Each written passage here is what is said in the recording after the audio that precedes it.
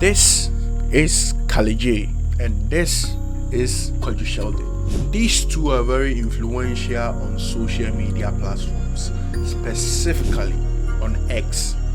Both of them do not get along because of personal interest, associations, and this boils down to basically their preferences being so opposite to each other. Now, who is Kalyjay? Joshua Boy Note Boy though, known as Kalyjay and also called Jai Jimmy, is a social media influencer with 1.8 million followers on X alone. He started by posting fun and relatable content on X, evolving into a kind of activist when he took part of movements like Stop Galamsey and Face the Country. He is also a podcaster. Kwadwo Sheldon, his government name is Bernard Kwadwo, also known as Content Yami previously. However, unlike the other influencers in Ghana, Sheldon does not really like being called a social media influencer. He prefers being called a YouTuber, or as I said already, Content Yami, due to the success of his YouTube channels. His impact is undeniable on the social media space. Apart from having 1.5 million followers on X, he also have 678,000 subscribers on YouTube as of the making of this video, and that's for one channel alone. Sheldon started his internet career creating average and below average comedy skits, which did not bring him the fame and financial success he was looking for. So he took time to understand the internet culture, and as a result he turned to trolling and offering strong controversial opinion across X and Facebook. While on the other side, he was building his YouTube channel, the Yawa of the Day channel, which was basically a reactions channel. Sheldon's approach this time when he started, he refreshed himself and rebranded himself, was simple. It was just build a social media following and funnel the audience and the engagement he was getting on social media to his YouTube channel, effectively monetizing his opinions. And this time, he struck gold. His strategy worked. How people enjoyed dragging him, trolling him, and making fun of him because of his comments, what they did was just increase his fame and relevance and his engagement online.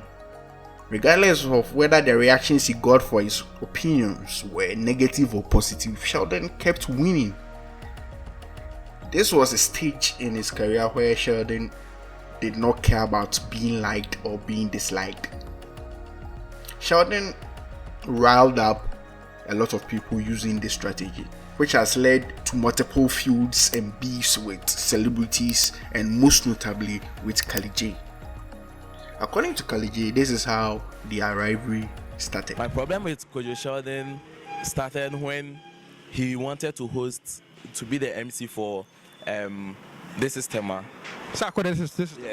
He tweeted that he wanted to be the MC, and then I tweeted that if we want someone to be an MC for this system, we will not look at Sheldon. We don't want him as an Why? MC. Because he's not even good at skits. He's not even good at what he claims he's doing. How much more being an MC? You think Sheldon gets engagement when he's controversial, and that's the difference. He talks about views, and he's not doing more. That's why I said it is poverty that has pushed him there. That's why poverty has pushed Sheldon? Yeah, poverty is pushing him into content creation. Now, the statement he made about Serum, do you think it was good? It was not good at all. No, but you guys, seems to throw Sheldon. Yeah. No, that's why I'm saying you have to differentiate between social media and real life. There are some things that are sensitive. Okay. Cyberbullying and all, you have a limit. And here is Sheldon's version of the genesis of the beef. So the whole thing we say, I go insult somebody, dead mom. Yes, that was insensitive, you understand? And I apologized. So we've moved. I've blocked the guy though. So you insulted Seram's mother? Yeah, but then he triggered me. It's like you don't trigger someone unprovoked and gauge the person's response. You understand? It's spontaneous. You don't know what will happen. So I just dragged the dead mom into the whole thing, and it became a social media topic. No, but this particular guy has moving to you. Yeah, he has been doing it for like close to a year. Why? Because when you mention my name, you get numbers. Why do you have issue with Kalyjay? I think that guy has been moving at you almost every day. That guy is some GIJ students. I don't know. He's not even done with his service, and they're trying to move to Sheldon, It doesn't make But my sense. point is, I don't block them. I don't go block you. Right now, I know they block. I just they say okay. If we say okay to her, then they are triggered. Makes What will sense. you tell Sarah? Oh, ask him more minute there. I make sorry. That was insensitive. We go count the funeral come mom plus we go chop funeral jollof and all those things. But as I said, make you never ask me on that because if you try, I go drag him on me again and I will not regret that. From what we've watched, there are 3 key points of this feud that we can draw. 1. The beef started with the Seyram incident. Though there were previous clashes of opinion, trolling and counter-trolling, this incident marked the first major peak in their conflict, resulting in, this time, direct confrontational exchanges. Even interviews came so that they could settle their issues on other platforms.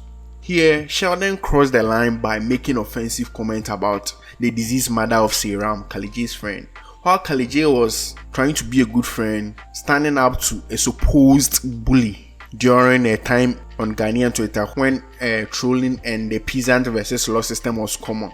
So people just woke up, go to Twitter and diss each other, troll each other, and just caused uproar day in, day out. At this point in time, not a lot of big accounts were into actual influence, and it was coming into the 2020s to today that most of them started taking advantage of the numbers they had on their accounts, the number of interactions to their posts, and the large size of their following. 2. Conflicting interests and preferences. Their opposing taste and association became clear when Sheldon frequently criticized Kwadwo, Ghana's biggest music artist, possibly because he preferred Manifest or because he knew it could spark reactions from his big fan base. I believe it is the latter, which, if true, makes Sheldon a strategic genius because it worked. Whenever he criticized Kwadwo, he had big interaction and his engagement shot up. For example, his tweets like this got a lot of responses like this. These posts sparked responses from Kwadwo's fans, including Kalyjay, who is a big fan of Kwadwo. At this point, we clearly see a pattern. Sheldon and Kalyjay clashing over their associations, preferences and interests. Number 3, mutual dislike and not hatred for each other. Even though the beef has been going for a long time, maybe from 2019 till date, after years of clashes, it is clear they don't particularly like each other, but there is no hatred involved. Both of them benefited from the rivalry, much like rappers do. Their platforms grew and their beef even brought them recognition in mainstream media before their actual works and posts brought them there. Now they are news magnets with significant influence than when they started beefing in the 2018-2019.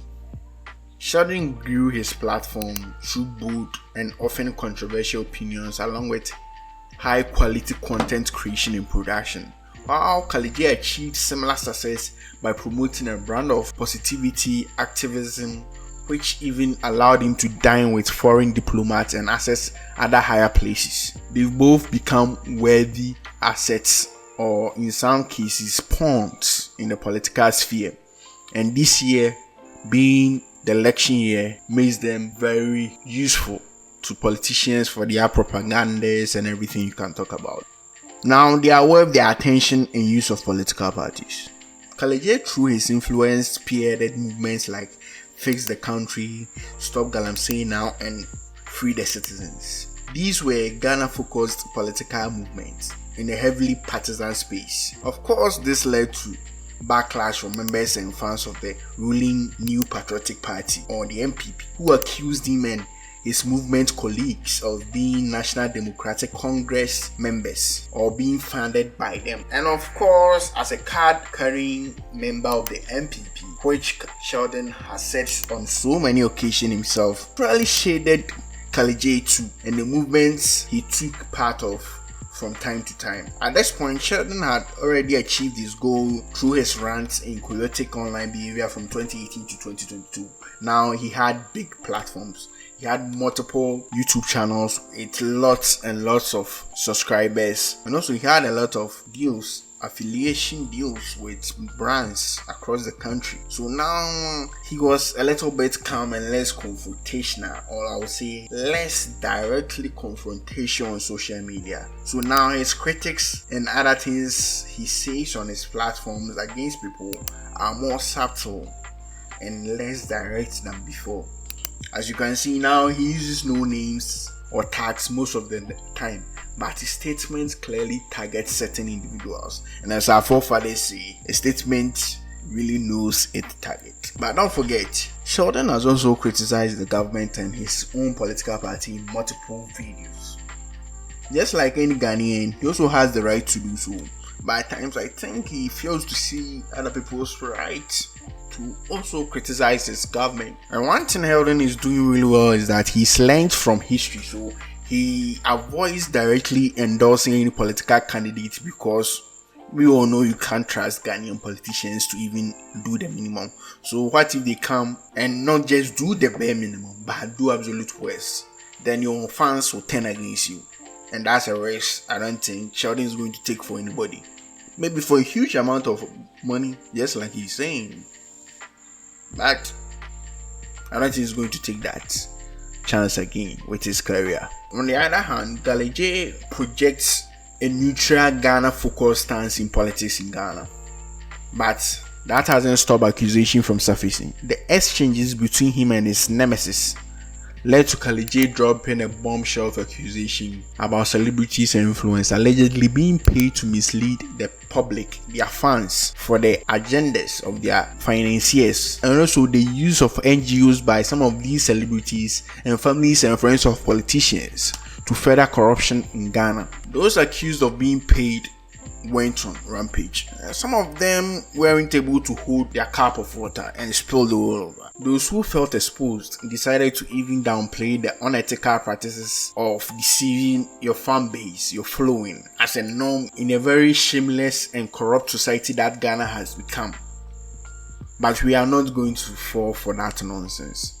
Thanks to the internet, we also certainly not going to forget. This rivalry will continue as long as their interests and preferences continues to clash. They will also continue to benefit from the popularity of their feuds, because let's face it, there's nothing quite like bad publicity, and both of them benefit from it anyways. So that's it. Stop Galaxy now. I'm out.